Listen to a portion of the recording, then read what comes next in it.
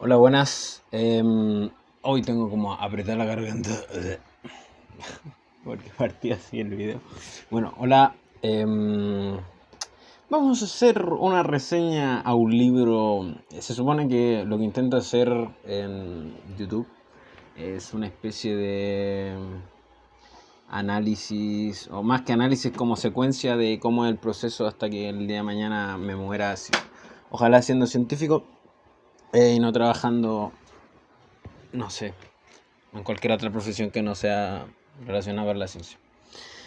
Entonces, los libros que intento leer o hacer reseña generalmente tienen un énfasis científico. Hace poco, ¿cierto? Nos introdujimos en el tema de la ética, que con el libro que se titula Bioética, bien ahí original.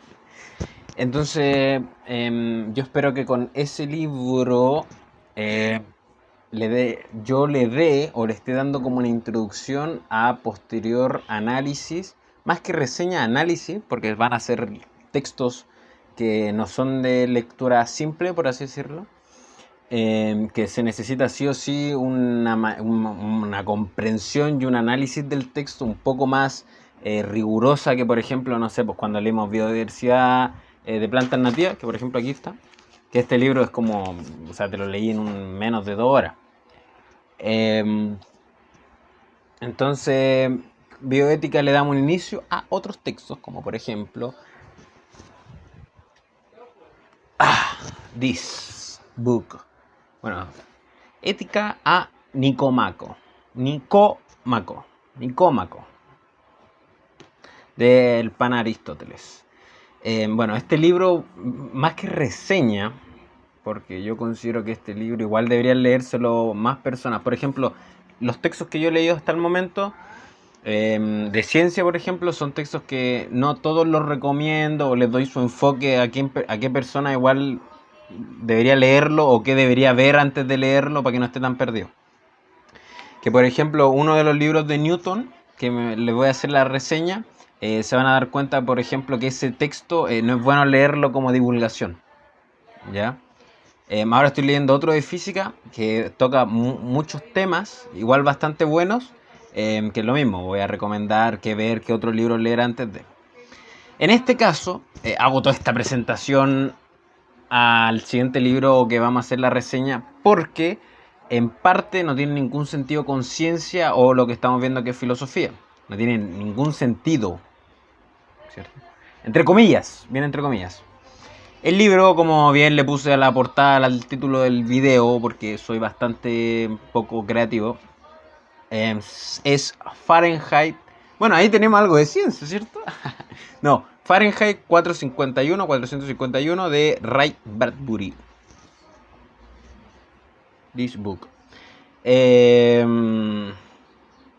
Bueno, es un escritor de ciencia ficción, así que como dice ciencia, me interesa, ¿cierto? Porque así de loco estoy por la ciencia. Nah, estaba re loco por la ciencia.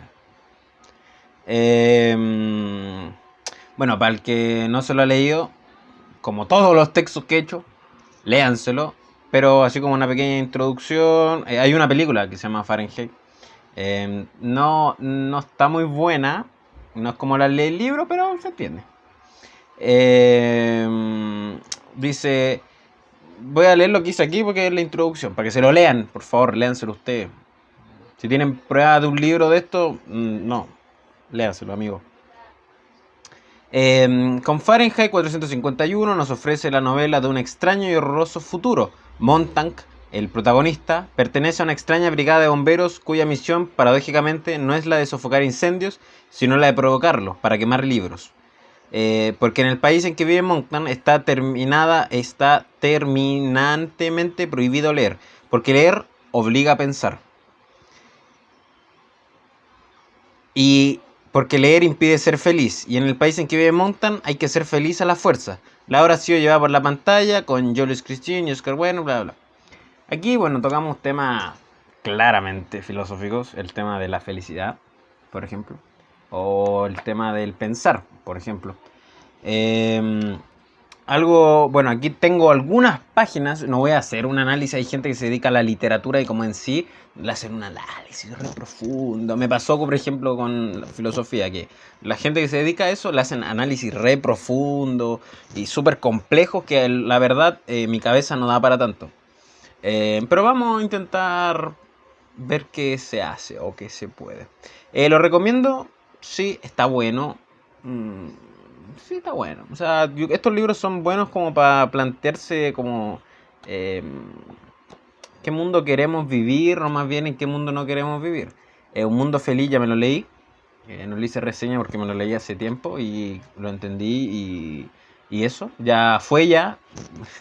Ya no me lo voy a volver a leer. Hay otros libros que me interesa leer. Pero Ray Bradbury no me lo había leído. Y quiero leer, bueno, después quizá Crónicas Marcianas. Que Crónicas Marcianas también me lo leí, pero muy joven. Entonces no me lo leí con la capacidad de análisis que tendría que tener ese texto, sino me lo leí para solamente contestar una prueba. Que considero yo, a mi opinión, que estudiar para una prueba, así como aprender, perdón, aprender para una prueba, como que no, prefiero aprender como para la vida o algo así. Entonces voy a ir haciéndolo por algunas páginas que a mí me llamaron la atención. Donde yo podría sacar una especie de análisis relacionado con la ciencia y la filosofía, que es lo que intento hacer. Por ejemplo, en la página 42 de esta editorial, no sé qué es, editorial Ave Fénix se llama.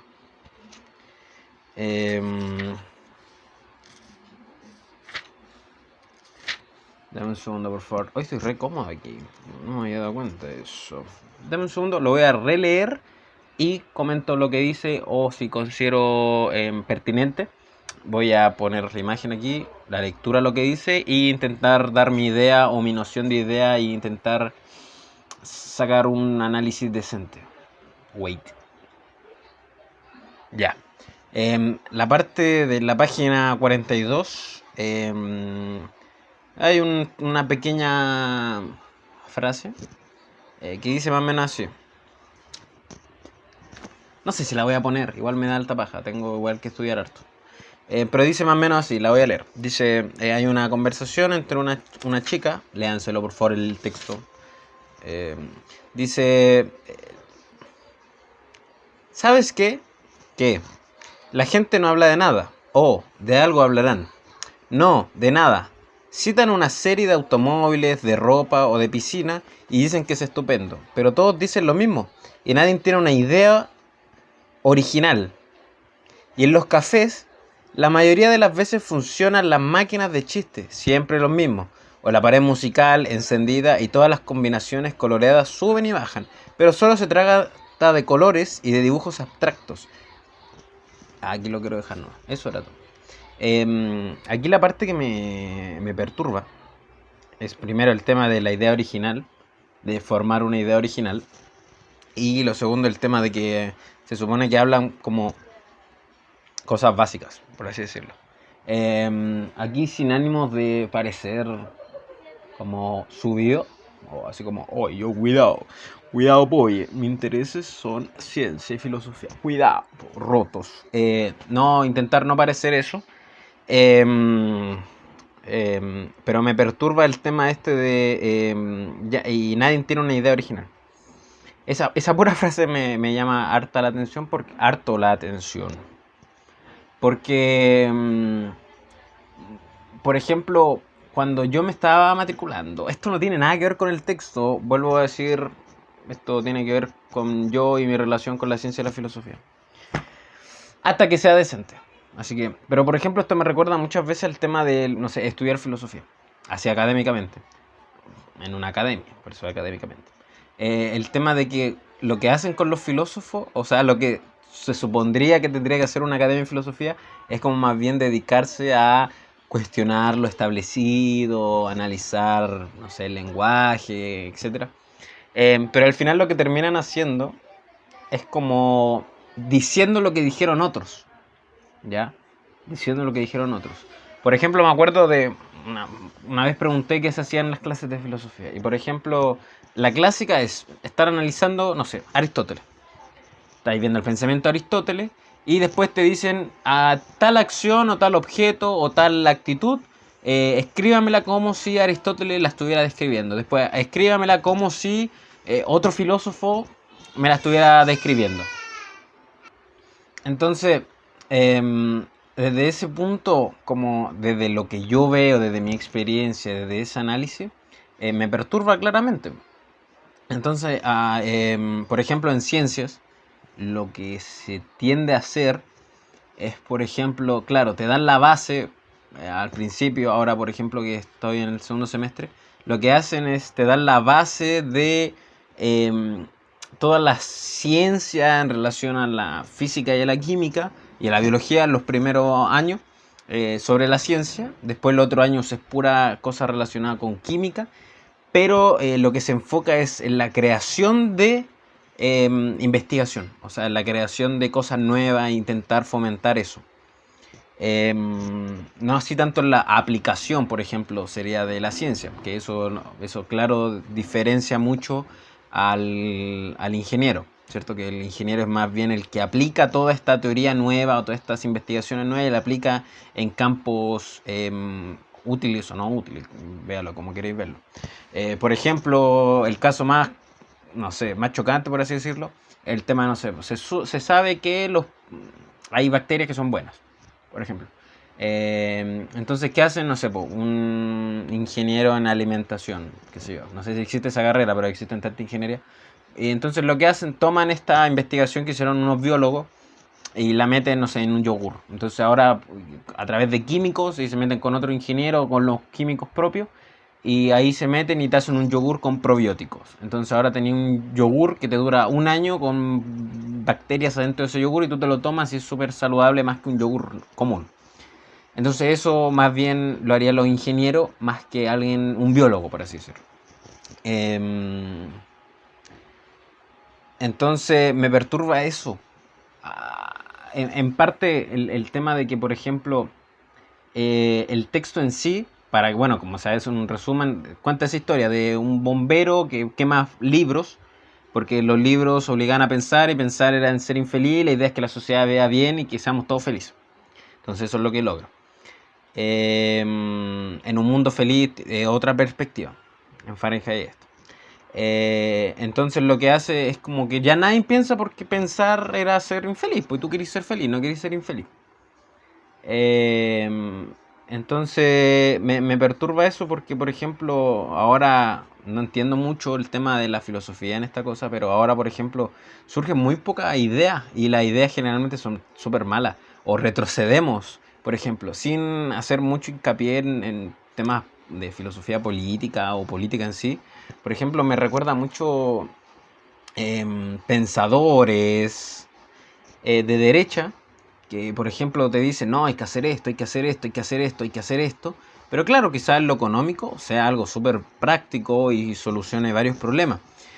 Pero en el ámbito social retrocedemos, no sé, al siglo XIX, el siglo XVIII, retrocedemos al siglo XVII, donde los gays hay que casarlo porque son innaturales, donde los negros son, donde los negros, porque no son los extranjeros, donde los negros son gente impura y que no tiene que hacer esto, y que, uy, los negros, los negros.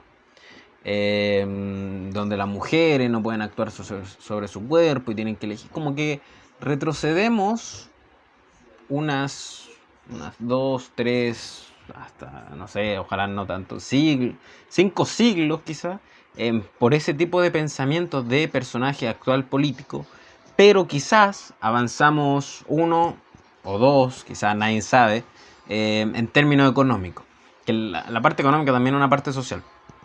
Y ahí me surge esa cosa, por ejemplo, esos problemas de qué tan capaces somos los seres humanos o qué tan capaces es la realización de nuevo pensamiento, un pensamiento un poco más original.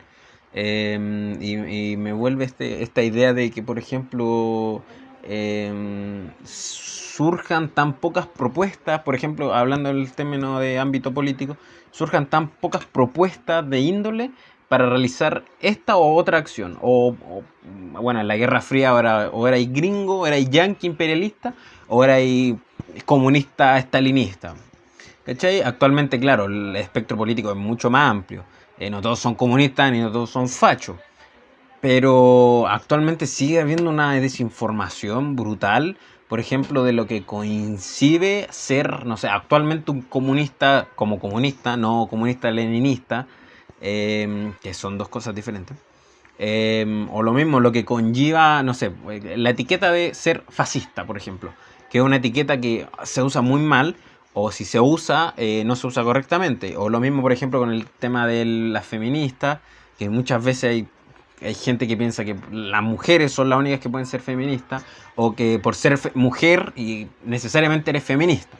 Entonces me preocupa esta parte del texto, porque hubo un momento en la historia de la filosofía y la ciencia donde fue como mucho auge, así, no sé, en la ciencia fue como más obvio, ¿cierto? El tema de Newton, Heisenberg, Dalton, la weá me fue la chucha, Bohr, como todo en su misma época, formando puro pensamiento científico, etcétera.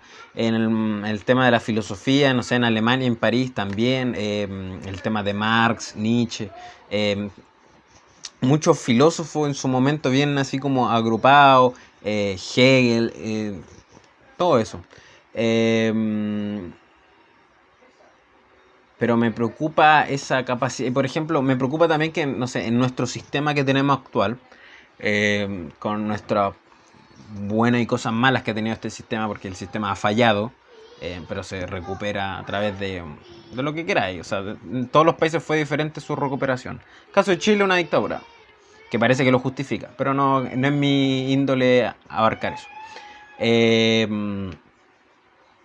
Me preocupa porque, por ejemplo, si empezamos a ver las cosas todo muy económicas en este sistema, ¿en qué parte el término de generar ideas, el término de generar propuestas, se convierte como en un enfoque para analizar la plata?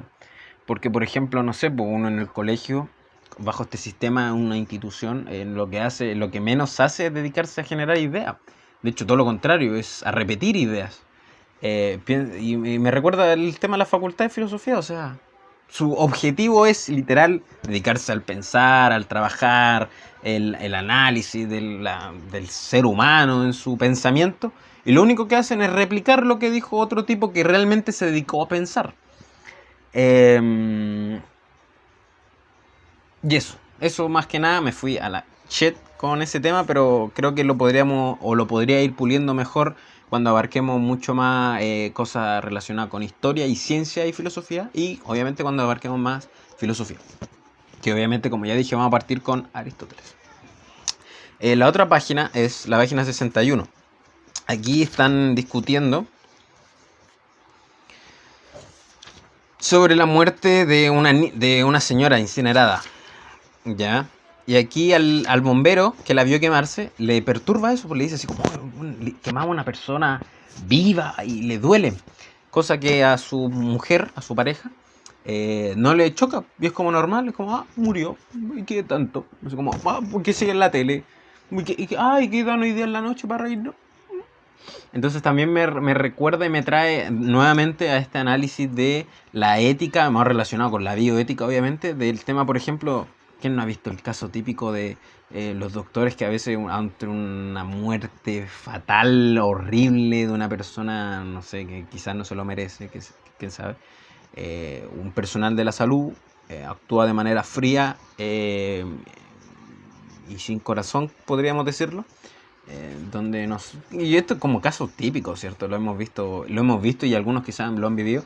El tema de que viene, oye, ¿sabes qué? Te vas a morir. Te quedan 2 meses, págame. Oye, ¿sabes qué pasa esto? ¿Me puedes pagar, por favor? Y en un par de meses te vas a morir, pero si tomas esto, tu muerte va a ser más dolorosa. Y literal, así toda la familia para la corneta, bueno, y el doctor así, en secretaría me paga, por favor. No sé si esto pasa tan habitual ahora, pero hubo en su momento, por ejemplo, aquí en Chile, que pasó mucho y tuvieron que hacerse leyes para que evitar que la plata estuviera sobre la vida, por ejemplo.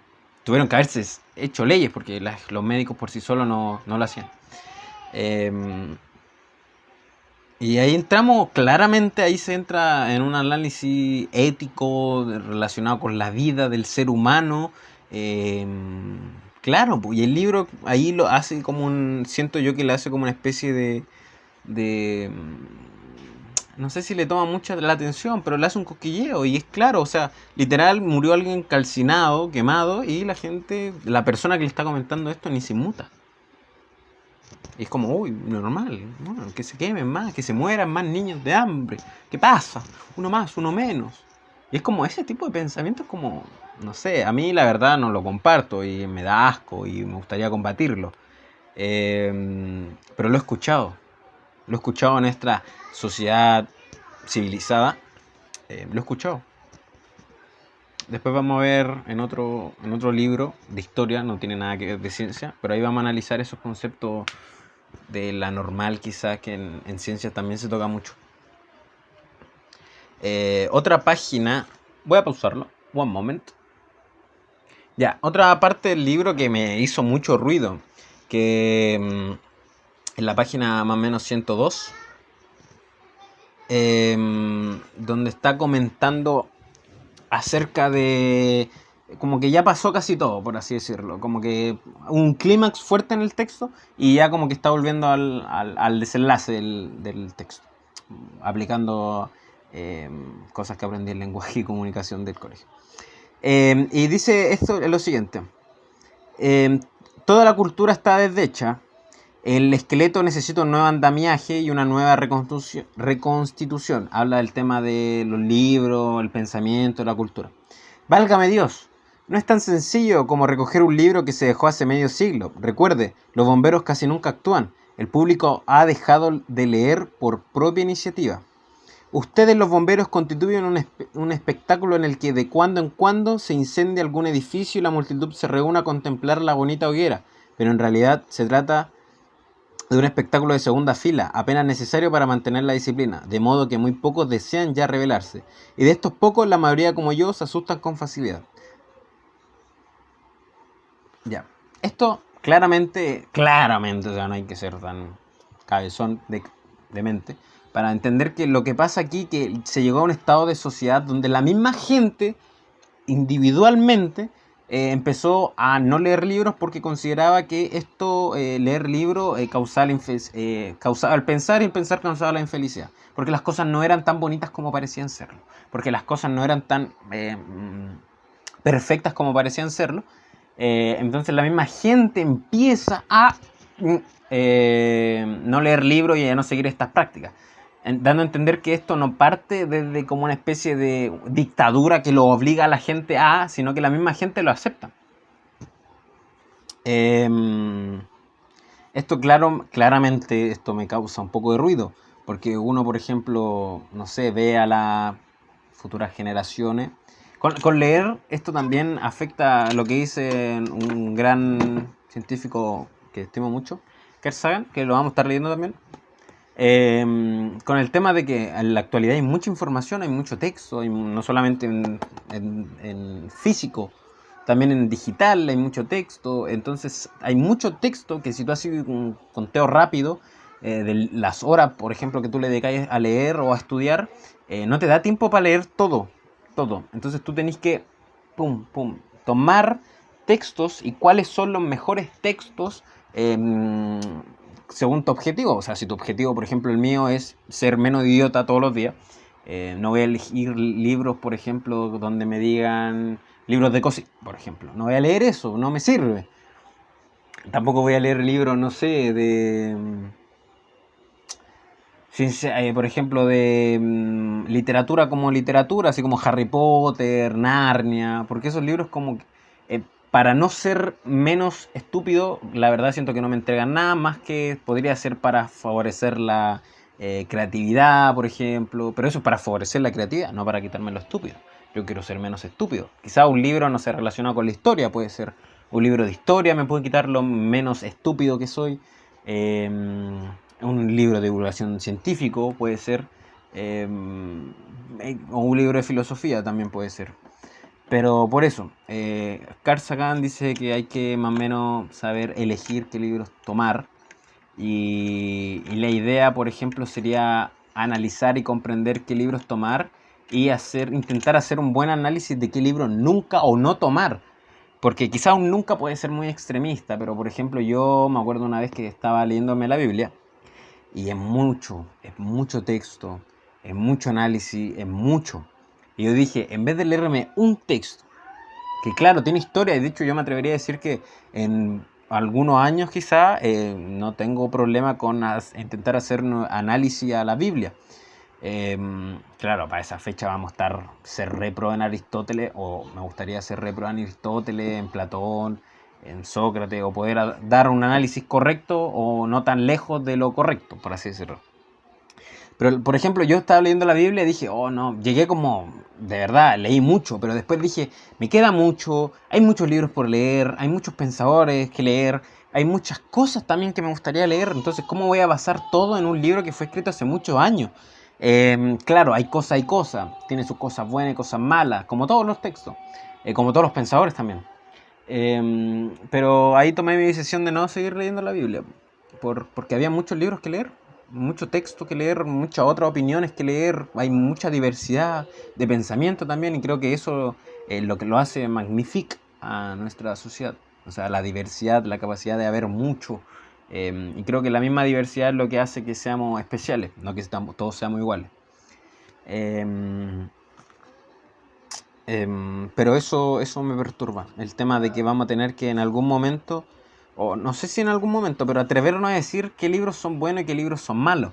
Pero dentro de este sistema, por ejemplo, los libros que siempre venden son los más malos, tristemente. O sea, los libros que más la gente compra o los más bestsellers son libros de una novela básica, una novela erótica.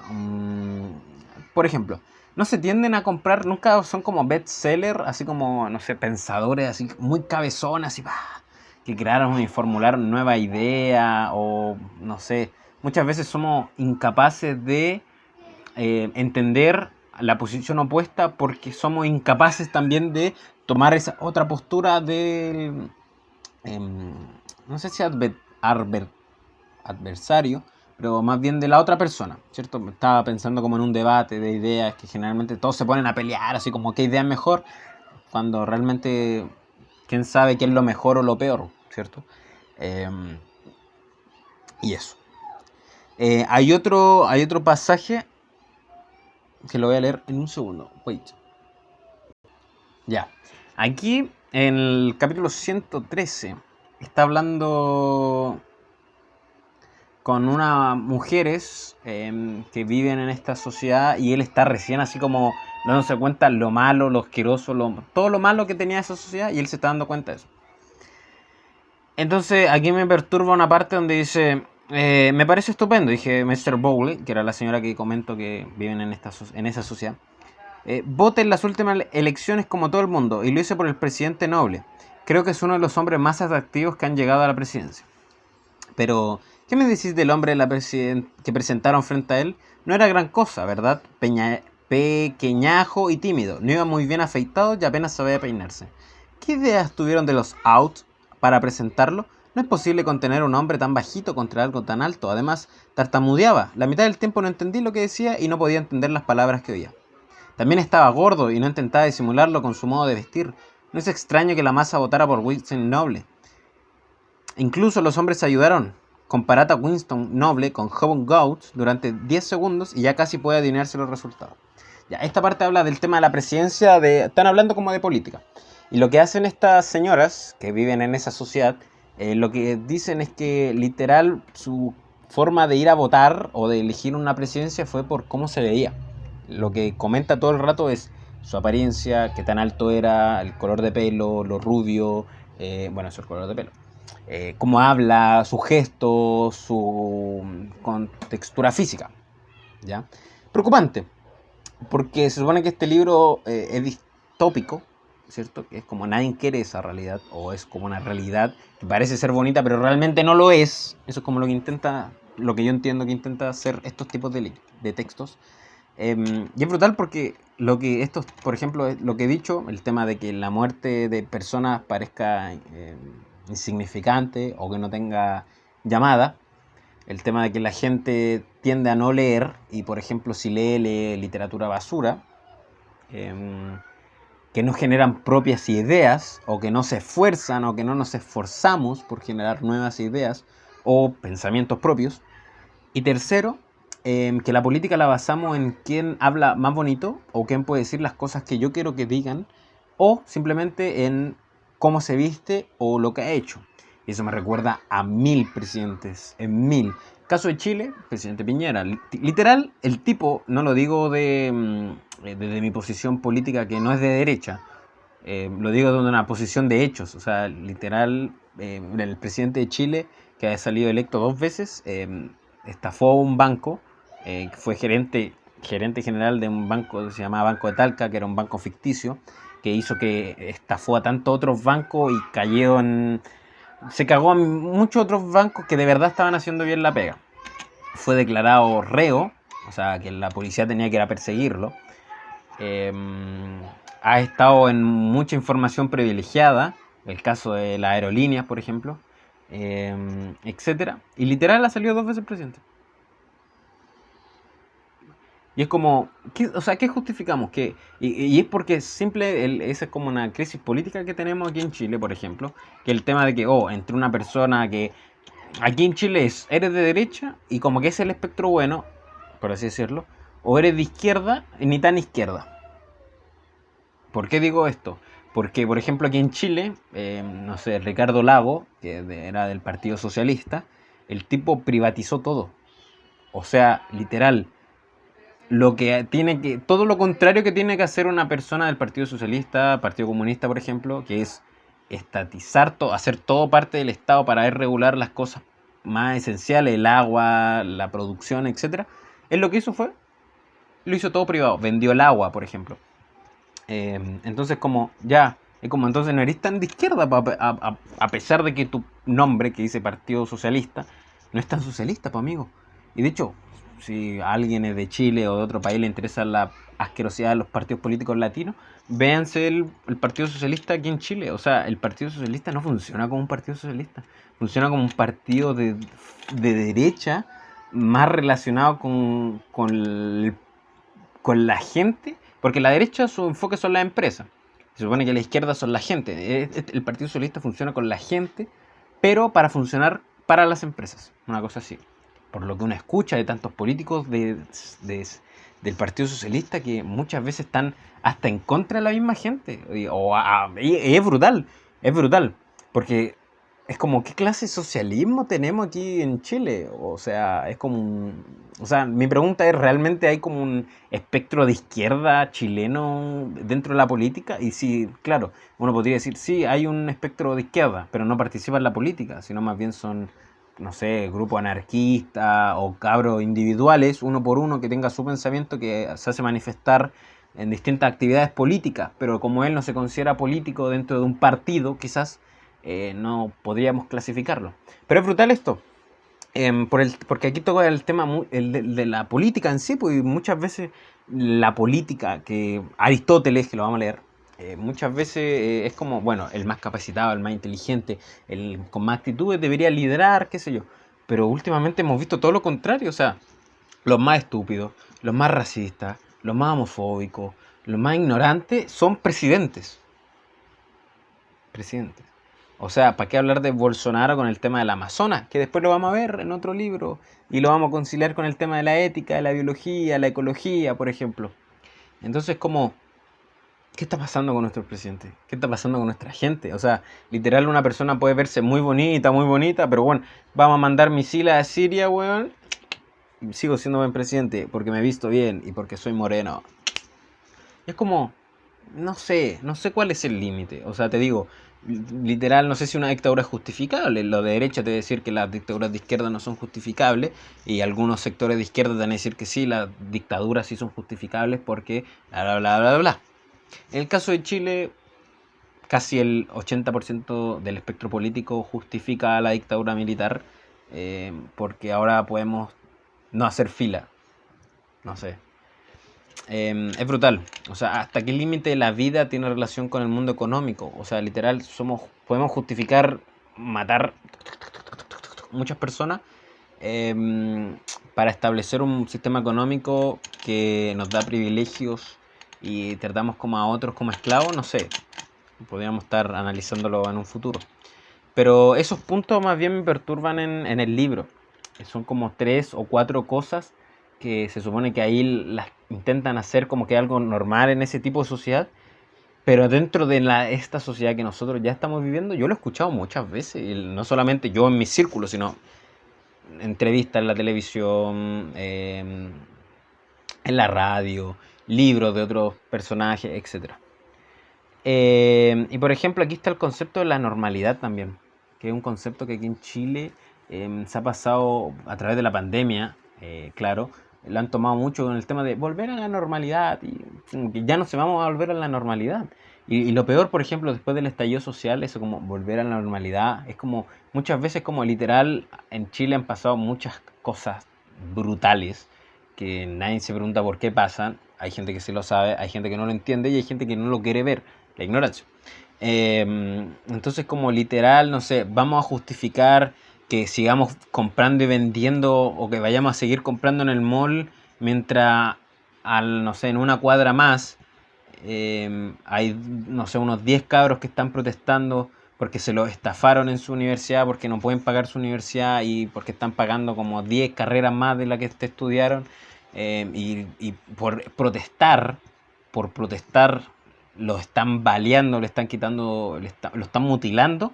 O sea, ¿qué es más importante? Esta es como sería como la pregunta ética. ¿Qué es más importante? ¿Seguir consumiendo, cierto? Porque muchas veces consumir, no hay como una necesidad básica principal, por ejemplo. No sé, comprarte, tenéis 10 pares de zapatos, me quiero comprar un onceavo y vaya al mall y te compráis otro par de zapatos.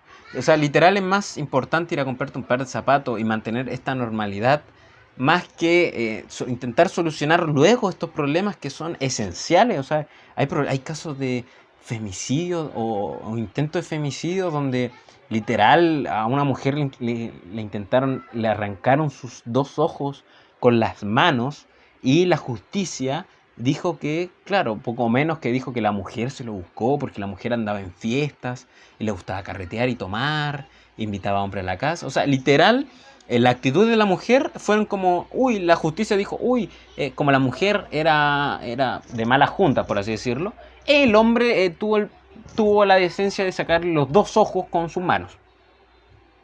Es como, weón, literal, estudiaste 7 años leyes, después te perfeccionaste, qué sé yo, para decir ese nivel de estupidez. O sea, what? Bueno, creo que este video como que más...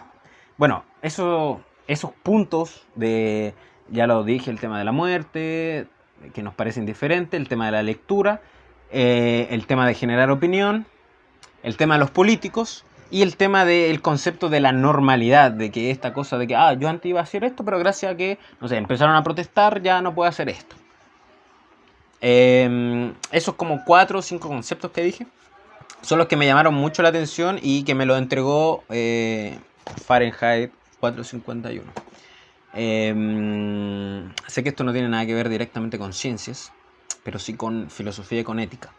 Y creo que las ciencias no están exentas del mundo político, del mundo, obviamente, de la historia, nadie está exento, y mucho menos del mundo ético. O sea, la ciencia tiene muchas veces que hacer partícipe y a veces poner el tope. ¿Para qué hablar del tema, no sé, del medio ambiente en relación con el veganismo o con el vegetarianismo? Que lo vamos a ver un poco más adelante. Claro que las ciencias tienen su participación. Claro que las ciencias tienen esa participación. Quizás no son las que cortan el queque, pero sí son las que literal, o sea, si te digo, oye, la Amazonas cubre una gran extensión de CO2, bla, bla, bla, bla, bla, bla, años y años y millones de años para llegar a ese nivel de biodiversidad, a ese nivel, o sea, son sobrevivientes de extinciones masivas, tenemos especies ahí. ¿Y tú qué quieres hacer? Yo quiero quemarlas para poder cultivar más soya, que la soya ni siquiera se va a usar para consumo uno, sino que son para otros animales, generalmente el ganado. Eh, y es como... O sea, ¿lo vale? La pregunta es, ¿lo vale? ¿Vale eso? desde el punto de vista productivo, vale total. Pues dices, no, que la economía, que subimos la economía, que generamos trabajo. Pero desde el punto de vista científico, biológico, ético, ¿vale? Porque la ciencia lo que hace es recopilar datos e intentar informar a esos datos. Pero ahora la interpretación de esos datos, como tú los tomes, es otra historia. Es absolutamente otra historia. Recordar que, por ejemplo, el tema de la religión, Newton era religioso, era teólogo. Einstein, hay muchas frases relacionadas con Dios. eh, entonces, como, claro, una cosa es la ciencia y la otra cosa es la interpretación que tú le das a esos hechos o fenómenos, interpretaciones que tú les das a los fenómenos naturales. Pero eso, vamos a seguir con el tema esto más bien de la ética, ya que nos introdujimos. Intentar promover algunas propuestas, algunos pensamientos, algunas preguntas, como las que acabo de decir, estos dos temas, del tema de si se justifica la muerte con la economía, y más que la muerte, la injusticia. Pero bueno, y el tema, por ejemplo, de la quema de bosques, que eso lo vamos a ver en otro libro de historia, que me lo acabo de terminar. Pero eso, espero que se haya entendido. A mí me pareció que sí, me gustó el video que acabo de hacer.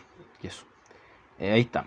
Fahrenheit 451 de Ray Bradbury y mis 4 o 5 puntos que puede haber tomé después de hacerle una introducción a la ética que vamos a ir abarcando durante estos 80 años de vida que ojalá me queden. Bye.